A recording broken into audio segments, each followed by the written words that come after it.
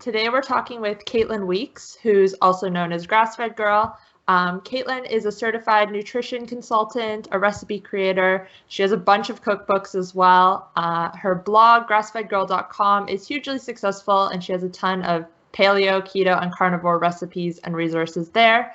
So I'm going to get Caitlin to tell you a little bit more about her story in a second, but I'm just going to mention that she struggled with thyroid issues and Hashimoto's specifically. Today's focus is going to be on autoimmune disorders and why carnivore is seemingly so effective. So yeah, I'll let you tell a little bit about your story, how you kind of got started in this space and eventually into carnivore. Yeah, great. Thanks for having me, Kate. It's so cool. When I saw you online, I was like, I gotta talk to this girl. She seems like we have a lot in common. So I've enjoyed getting to know you. But so when I was always like a heavy kid, and I dieted a lot in high school, and my parents tried to take me to different types of camps and programs and things like that. And then in high school, I discovered like starvation diets, and I was doing all and then I discovered the gym. So I started going to the gym and I didn't know what to do, but I just got on the elliptical for like hours and stuff. And then I was into like the starving and the binging kind of thing with my friends, see who could go the longest without eating and crazy things like that. And then in college, I was because my parents were always trying to say, oh, you can't have this, you can't have that, I mean, they were supportive. They weren't like mean to me or anything, but when you grow up with a lot of restrictions and stuff, then when you get to college and you have this all you can eat meal plan, you're like, oh my gosh. And so of course I gained like a ton of weight in college. And then when I graduated, I weighed 240 pounds. So I was like, I've got to get this weight off. I was so embarrassed when I walked across the graduation. And then I decided I'm going to go back to Weight Watchers and I'm going to lose all this weight. And I did. I actually lost 90 pounds in about a year. And, Wow. you think when you do that, you're like, oh, I know the answers to everything, So you think, I've got it all figured out. So then I became a personal trainer. So then I was going to teach everybody else to count calories, count fat grams, weigh and measure their food, write it all down. And I was still exercising a ton. I was doing half marathons all the time. And then, of course, I moved during that time, I had moved to California. So I was getting into vegetarianism. Bum, bum, bum. Yeah. So I thought, well, I'm going to save the earth too. So I can eat my tofu and I'll be skinny. And I was like, oh, it even has like low carbs and tofu. It's like the perfect food. It has to be, Yeah. So eating the tofu, and my husband was always like, what are you doing? It's horrible. You're crazy. Because he thought I was always crazy. And then finally, I ran a half marathon, and I remember that next day, this was like my second or third one, and I remember that next day I felt like a truck had hit me, and I thought it was almost like I was in a car wreck or something. It was like it was like a trauma, and I thought something's changed, something's different. Something is different about my body now. And from that day on, it was like it's chronic fatigue syndrome or something. I couldn't get out of bed. I was sleeping. I was still training people, but I was like going to the training and then coming immediately home and sleeping. So I was like sleeping, all I could think about. And it was so crazy. And then I started getting rashes. And it was like everything I was eating was making me have some kind of a reaction. It was almost like, when you scrape your elbow and you have a Band-Aid on it, and it was like my whole body was like that. It was like my outsides were my insides or something. Everything hurt. Wow. Oh. And I was starting to get joint pain, and I was really scared. I didn't know what was going on. And I talked to some doctors, and they just say, well, you're 30 now. You gotta get it. You've got to accept, getting older. This is just what happens. Yeah. And I was like, what? And then I gained like 30 pounds overnight too. And I was like, my whole world is falling apart. You know, everything I was doing everything right, and everything was crashing down. And I didn't understand, because I was, you know, counting all my calories, counting all my fat grams, running, you know, doing weight training, everything. And then, well, it turned out that I had a friend who told me to get my thyroid tested, and I got the thyroid test, and then she was a naturopathic doctor. In California, there's a lot of naturopathic doctors, and she said, you have Hashimoto's. So I was like, Yeah. okay, what is that, you know? And she actually was able to prescribe the natural desiccated thyroid hormone replacement.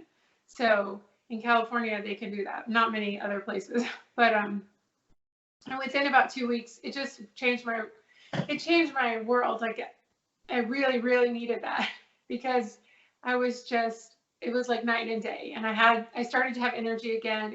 So 2 weeks, I was way, way, way better. And, but I knew that there was more to the story, because I had started researching what was really happening. And I knew it was not just take a pill and you're done. Like, I knew there was something going on, and I started researching the autoimmune part of Hashimoto's, and I found so much information. And that led me to go to nutrition school. And so I learned a whole lot more about nutrition in school, but I never learned about carnivore. So, so I felt, you know, over the past, it's been, you know, a while, and ever since then, I've been doing paleo, and then I did keto, and I've been getting better and better, and my autoimmune diseases and my antibodies and all those things have been getting better. But there was still some lingering symptoms, and I worked with a health coach about for the past year or so, and she kept telling me, you got to try this carnivore. You know, you've done everything else. You've got to try this. And I was like, what are you talking about? That's crazy. You know, because in holistic nutrition school, you know, it's vegetables, vegetables, vegetables, you know. Yeah. And so I was like, that can't be good, you know. And even though my biggest symptom was constipation, and I was just like, this is never going away. And, you know, all you ever hear, more fiber, more fiber. I mean, I was eating 2, 3 huge things of cauliflower, broccoli, chia, flax. I mean, just everything. And no, it never helped, not one bit. And people would still say, oh, you don't need enough fiber. Give me a break. I eat so much fiber, more than anybody else. Like, you've got to be kidding me. I was making smoothies, you know, everything. So I was like, you're crazy. That's never going to work. And I did it. And within the first month, I lost about 10 pounds, which I mean, my weight was just stalled. Like, I could never lose weight ever since the first time with the Hashimoto's diagnosis. I could never lose weight no matter what I did. And so I lost 10 pounds like right away. And I was like, this is amazing, because I was eating a ton. Like, because I was kind of freaking out. So I was just, because I had nothing else to eat, I was eating like 3 big meals a day, even though I wasn't really hungry. I was just like, there was nothing else to eat. So I was just eating more. So to lose 10 pounds like that, and I was eating a lot of butter, a lot of fat, and so that was just amazing to me. And then it took a little longer, but I kept losing weight. And then I kept seeing, I did a thyroid test every few, I've done 2 thyroid tests, and I'm about to do another one. So I saw a trend with my antibodies going down, which I thought was shocking, because I thought, well, I'm not having my, you know, antioxidants and my, you know, polyphenols or whatever. And then just lately, now I'm in my 6th month of carnivore, I have started to see my digestion shift. Like, I thought it was still just kind of touch and go. And I've started to see that moving faster and everything. So I'm just like on the edge of my seat. What's going to happen next? Yeah. So I'm so happy, because I've always been somebody that had a lot of food cravings, a lot of food obsession. And I mean, I had one meal this morning, like 10, and then I ate just before our call. But I mean, that's it, you know, and I won't eat again. I might have some bone broth later or something. Yeah. But I mean, and not that much, you know. It's like the food, is so satisfying. Like I'm not eating as much as I was at the beginning, you know, because I like, oh, I can eat whenever and whatever, you know, and so I'm just excited. I love this way of eating, and I'm excited to do another thyroid test in a few days. Oh, that is so exciting. So let's talk a little bit more about Hashimoto's. So could you just explain a little bit more about it, like what causes it, what the symptoms are? Well, it is, there is a genetic component. I mean, you can talk to people who have it, and most of them have a mom or a grandma or a dad that has it too. It is more common in women. And when you get it, it's basically like your body is attacking its own thyroid tissue. So it's kind of like it makes a mistake. So whenever it has a big connection with leaky gut. So when you have the leaky gut, it's basically you're eating food. So we all grow up eating these 6 to 11 servings of grains a day, you know, and then eventually we get maybe a trauma or a stress happens, and that might coincide with these grains kind of starting to eat away at your gut lining, and then they make little holes, and then the food particles that are supposed to be digested, your digestion is kind of like a garden hose, so it should all just go through there, and then you kind of extract what you need. It's at the right times, so it shouldn't get out in your digestive system or in your bloodstream before it's digested. So that's kind of, you know, that's the wrong order. And so that sends your body into an overdrive attack, and it attacks these undigested food particles as foreign antigens, and it creates this overexcited immune attack, and your body will go around attacking its own tissue because it gets overly excited. And so that's what's happening with autoimmune disease. And the thing is that people get so wrapped up in this whole kind of a snowflake thing of, I have this disease, this autoimmune disease, they're all the same. It's just where your body happens to attack itself. So mine was thyroid. My dad also has thyroid disease. You'll find it, like I said, more common in women.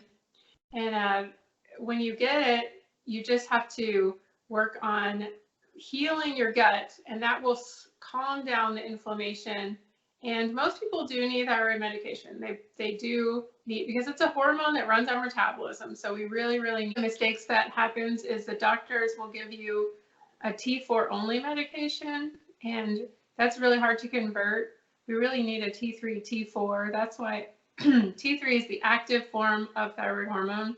So a lot of people can't convert the T4 into T3 because maybe their just health isn't good enough, their liver's congested, something like that. So it's most people find they do a lot better on the desiccated thyroid, which is a source from an animal, and it's got the T3 and the T4.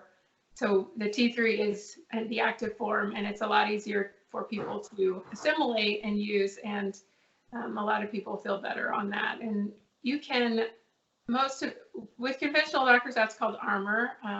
You can find, there's other brands like NP Thyroid, or there's another one called Nature Thyroid is very popular.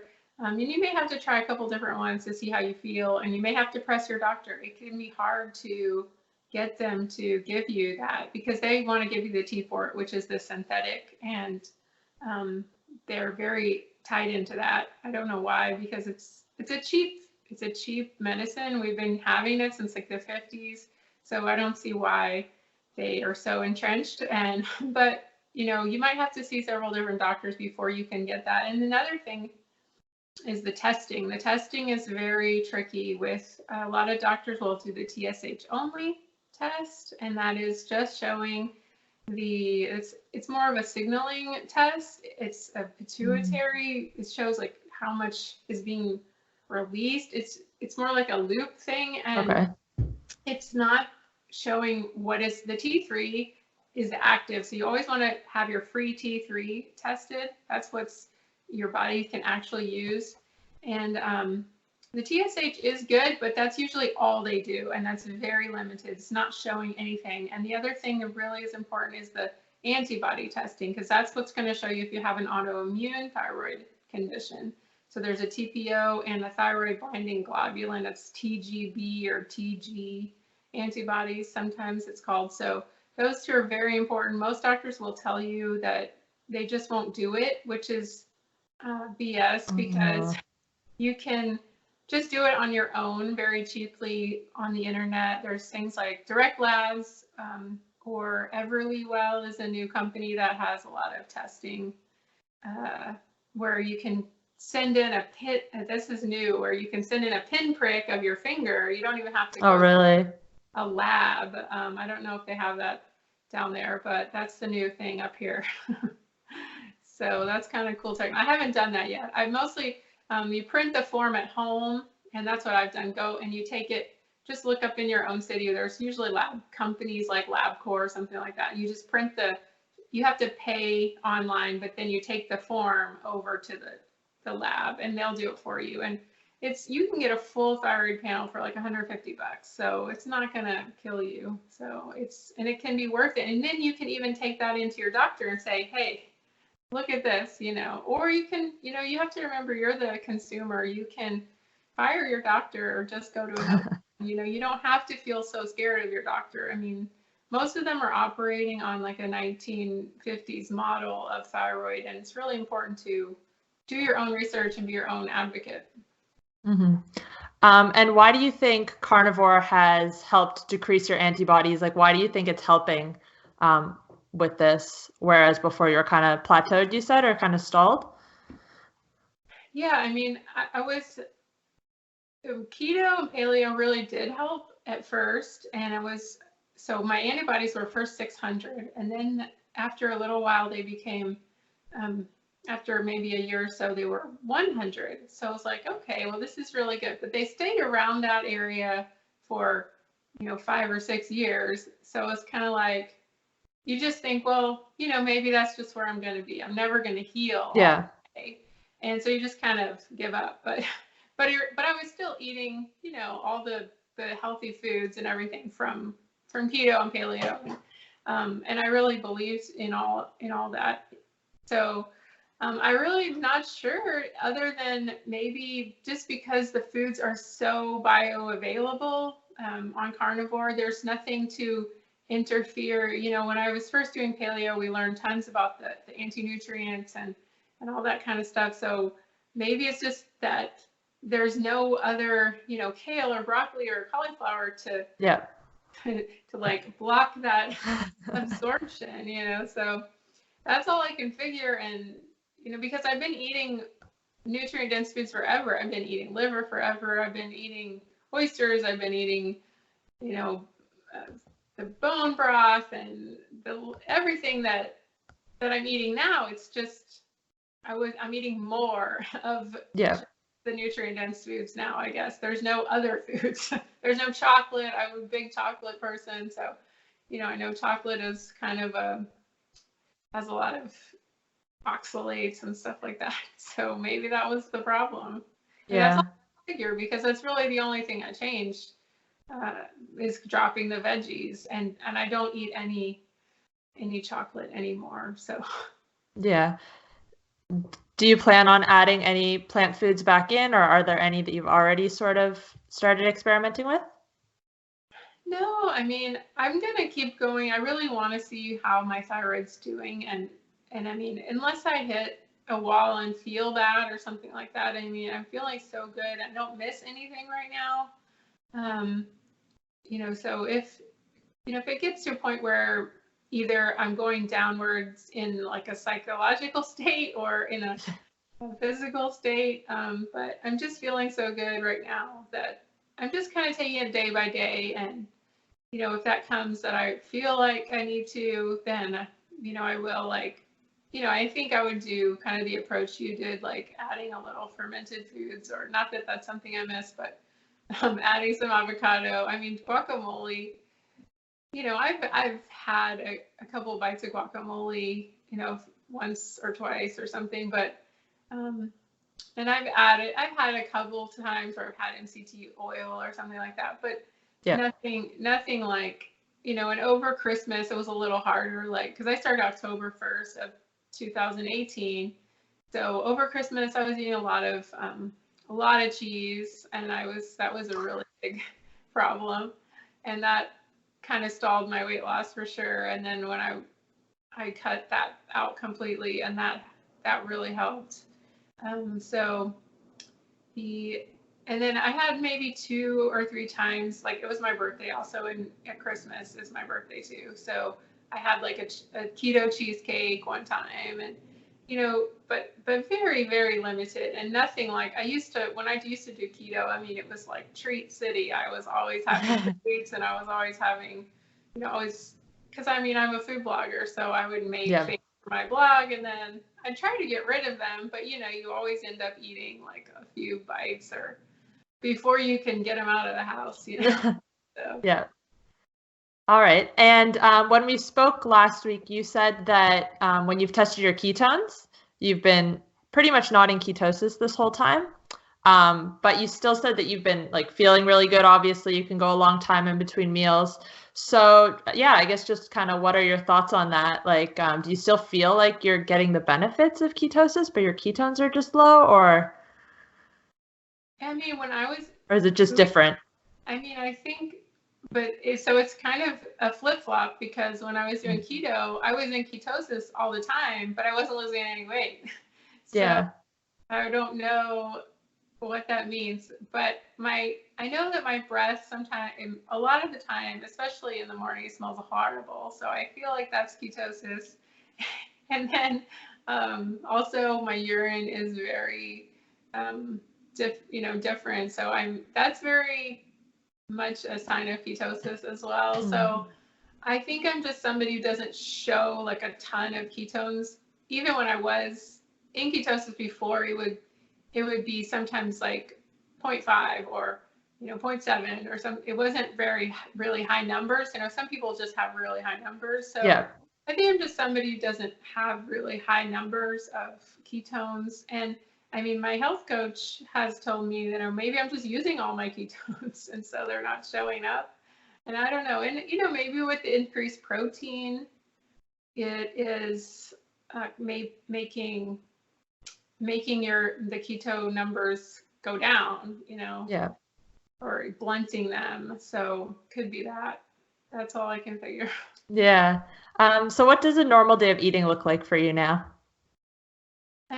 So I usually just wake up, and I had tried a lot of fasting here and there, but I felt like it was making me overly concentrate on the times and the hours, and I was eating more when I was fasting, or concentrating on fasting made me eat more, because it was like, oh, well, I have to have this long window of not eating, so I better eat a lot before that starts. So I was eating, I was trying that, and I think probably the 16-8 is the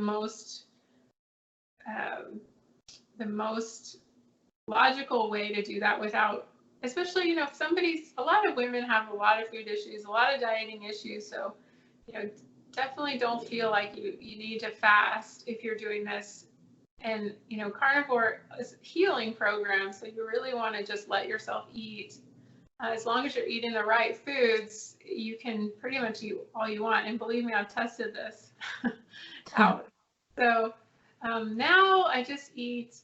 I've been doing duck eggs, because I did a food allergy test and I was sensitive to chicken eggs. So I'm doing about 10 weeks now of eating duck eggs.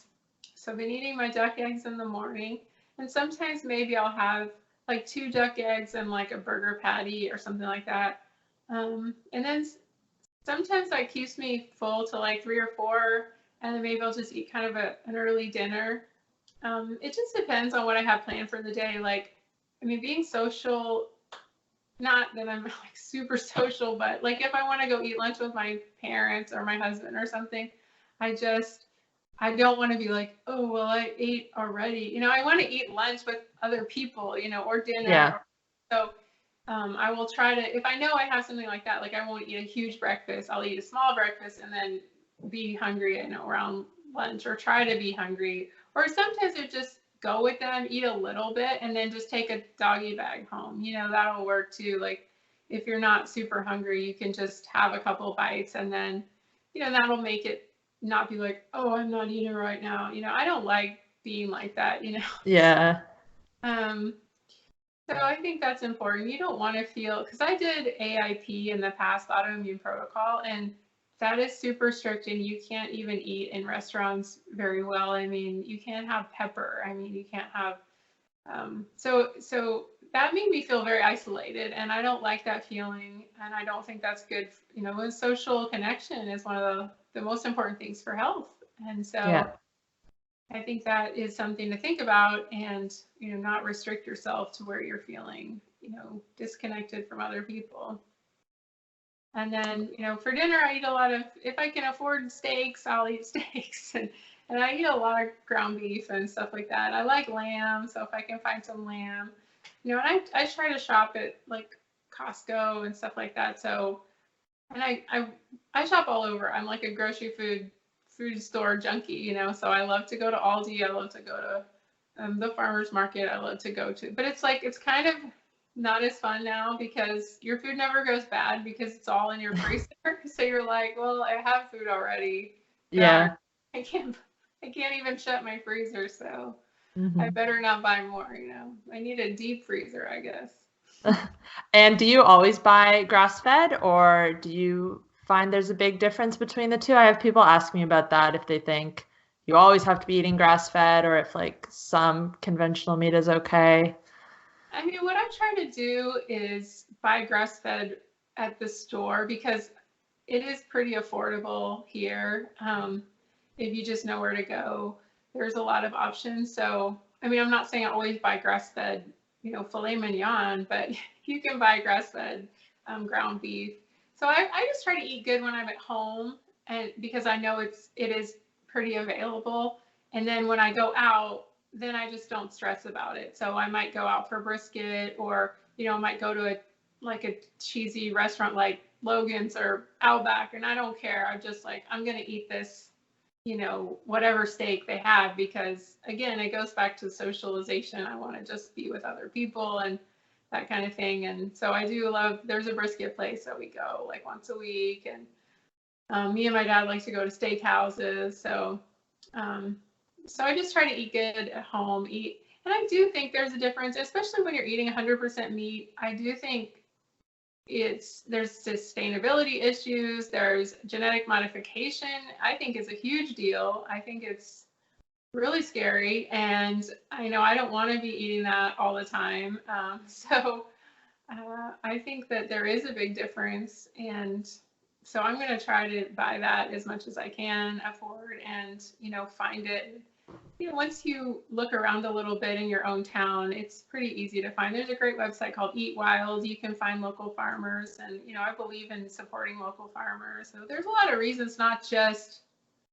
It's not just 1 + 1 = 2. There's a lot of reasons, and so I mean, I have a farmer's market near my house that's not all year, but it's seasonal, and those farmers you see, they work really hard, and it's really nice to support them. And so I do think it's important if you can do it. And I mean, it's not a deal breaker if you can't, because I think you're going to feel better either way, but you should try to do it if you can. Yeah. And do you have any other tips for anyone who might be looking into starting a carnivore diet? I mean, I think you just have to have your head down and really try for like 30 days without faltering. I was really, really good about it the first 30 days. And, maybe one day I had cheese on my cheeseburger or something like that. I mean, I consider that not a cheat, but, not optimal. And so I really wanted it to work, and I was really strict about it the first 30 days. I think, you are too in your stories and stuff. So I think that that's really important, because you're not going to realize the benefits if you don't give it all your all at the beginning. And my keto flu was really bad on this. It wasn't it wasn't just like that. I mean, I didn't ever get keto flu before on any other plan, but this time I really did. And I had to be really careful about the salt. So you need to keep your salt with you at all times, and just put it, I have to put it in my mouth. Just, I carry those little Redmond bottles, and I just have to dump it in my mouth, because it's not as bad anymore. But when I first started, I would feel woozy, like I was gonna like faint or something. So, you know, and people are gonna think, well, that's, they might give up if they feel that. But really, as soon as I took that salt, I was fine again. So it's almost, Yeah. so I just don't want anybody to give up when they see that happening, you know, too soon, and not realize the great things that are around the corner. Yeah. All right. Well, where can people find you if they want to connect with you online? Well, my website is grassfedgirl.com, and I'm grassfedgirl on Instagram, and I have a lot of great keto recipes on my blog, and I've been doing, I have a lot of info about carnivore on my Instagram. You can look on my highlights. So, and I'm starting doing YouTube lately, and I'm trying to learn all about that. So it's Grassfed Girl on YouTube as well. So thanks so much for having me, Kait.